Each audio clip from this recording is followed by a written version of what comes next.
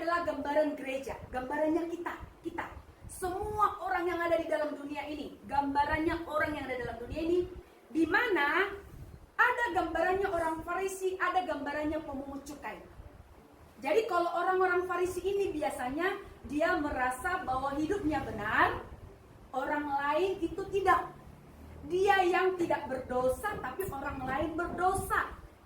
Jadi kalau ada datang orang nih ke gereja, dia ke gereja, dia pergi ke gereja, mereka duduk, entah mereka duduk di depan, di belakang, di tengah, tapi di antara orang-orang yang di dalam gereja itu ada dua tipe orang.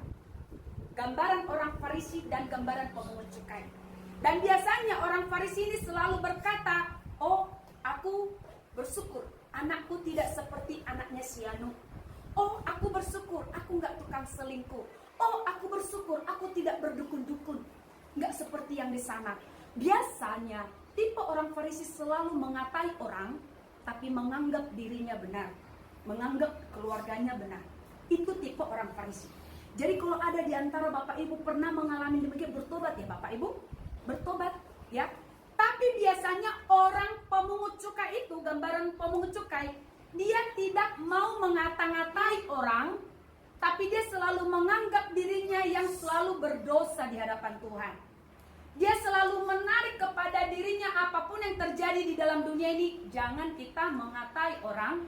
Coba dulu lihat diri kita, apakah kita sudah itu biasanya pesan dari pemungut cukai kepada orang-orang di sekelilingnya.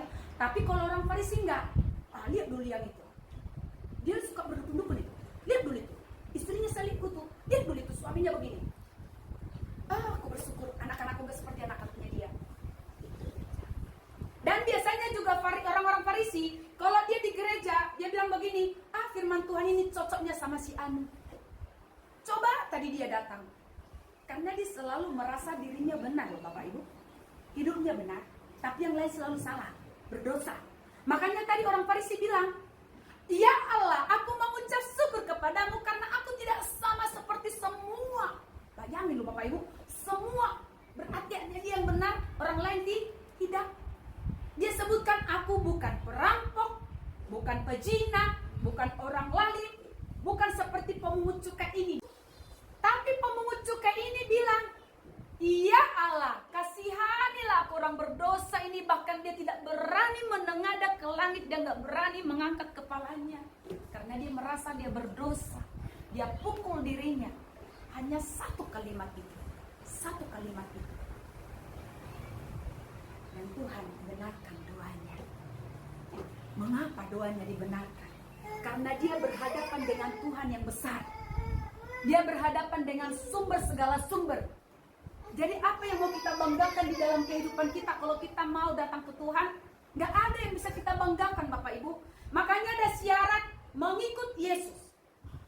Yang pertama syarat mengikut Yesus apa Bapak Ibu? Menyangkal diri.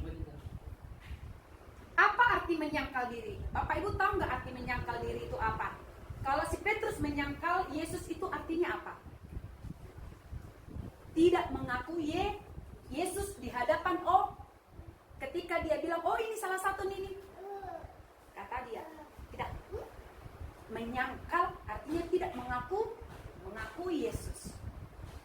Jadi kalau disyarat mengikuti Yesus artinya menyangkal diri ini, kita tidak boleh mengakui diri kita di hadapan siapapun. Di hadapan Tuhan, di hadapan siapapun. Tidak boleh, entah kita pejabat, entah kita orang kaya, atau orang apapun, kita tidak boleh mengakui diri kita sendiri. Kalau orang lain mau mengakui, silakan. Tapi jangan pernah mengakui diri sendiri bahwa Bapak Ibu hebat, punya uang banyak, aset banyak, pejabat, gubernur, bupati, DPR, apa saja. Jangan. Karena itu syarat mengikut Yesus. Makanya begitu banyak orang yang tadinya tinggi langsung buk, karena dia mengakui dirinya sendiri dengan kesombongan. Jadi nanti Bapak Ibu kalau berdoa, putusin segala sesuatu apapun yang mengikat hidup jiwa kalian. Apa saja. Pengalaman saya ketika saya melayani seseorang, selama dia tidak memutuskan apa saja yang mengikat dia, susah sekali dia lepas. Susah. Kenapa harus diputusin? Iblisnya dengar, Tuhan dengar. Bukan nggak tahu Tuhan sedetail apapun dosa kalian, perbuatan kalian, dia tahu semua. Tapi Tuhan mau dengar kita mengakui di hadapan Tuhan. Pernah kalian mendengar cerita tentang Tuhan Yesus yang dijamah oleh ibu pendarahan itu? Yang 12 tahun pendarahan? Asal ku jamah saja jubahnya, aku akan sembuh. Siapa yang menjamahku? Kalian kira dia nggak tahu? Tuhan Yesus nggak tahu? Sehingga dia bertanya. Bukan dia nggak tahu, dia tahu. Tapi dia mau mendengarkan pengakuan. Pengakuan. Sama ketika Tuhan berjalan-jalan di Taman Eden, waktu Adam dan Hawa jatuh ke dalam dosa, tok, kedengaran suara kakinya. Mereka bersembunyi kan karena sudah malu, karena dia tahu dia telanjang. Tuhan bertanya, Adam, di manakah engkau? Emangnya Tuhan nggak tahu? Tuhan tahu di mana disembunyi. Tapi Tuhan mau dengar pengakuan.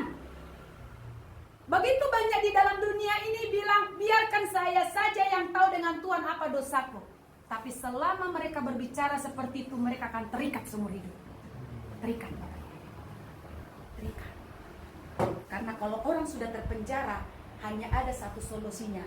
Kuncinya harus dibuka, gemboknya harus dibuka. Siapa yang membuka? Orang yang tidak terikat.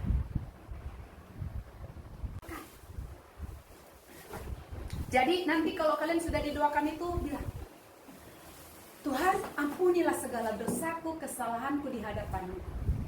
Begitu banyak dosaku di hadapan Tuhan. Ampuni saya mau memutuskan Tuhan, saya mau berubah, saya mau bertobat, saya putuskan semua hal yang mengikat tubuh jiwa rohku. Kalau Bapak Ibu punya istri, punya anak, sebutkan juga segala kutuk keturunan, dosa keturunan, kutuk penyakit yang mengikat tubuh jiwa rohku. Saya putuskan dari hidupku, dari istriku, dari anak-anakku, dari keturunanku.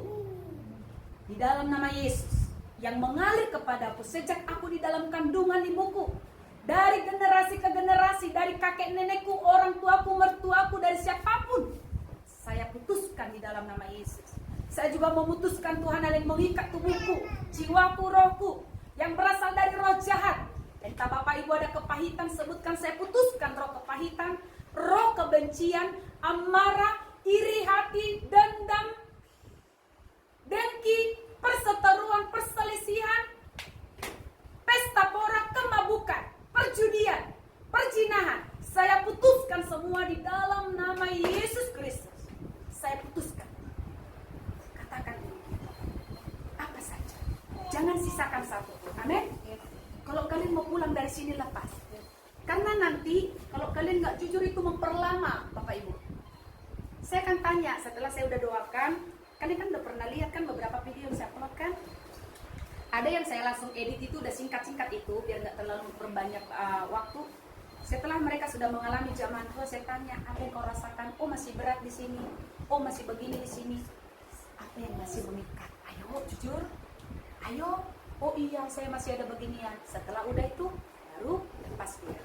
Jadi lebih bagus Bapak Ibu langsung jujur aja di depan, di awal, supaya langsung Tuhan putusin. Amin. Amin. Oke. Nah jadi dalam hal ini supaya apa yang kalian deklarasikan tadi itu didengar sama Situs. Bukan saya nggak mau tahu, saya nggak kepengen juga, saya juga nggak mau tahu lah apa aja yang mengikat kalian, nggak. Saya nggak pernah tinggal di sisa-sisa di sini. Udah selesai. Karena saya cuma mau dan